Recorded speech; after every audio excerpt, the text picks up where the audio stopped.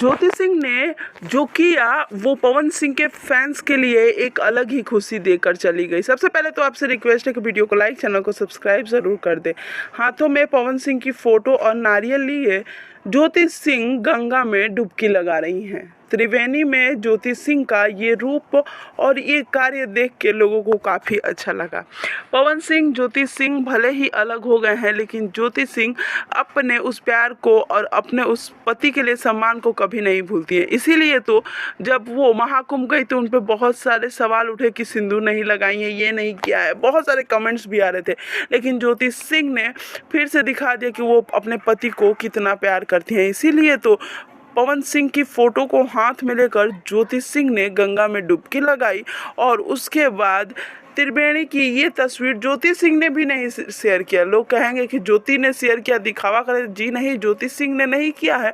कोई आसपास के लोग थे जिन्होंने ज्योति सिंह को पहचान लिया और इस फोटो को शेयर किया। आपको कैसा लगा कमेंट्स में ज़रूर बताएं। वीडियो को लाइक, चैनल को सब्सक्राइब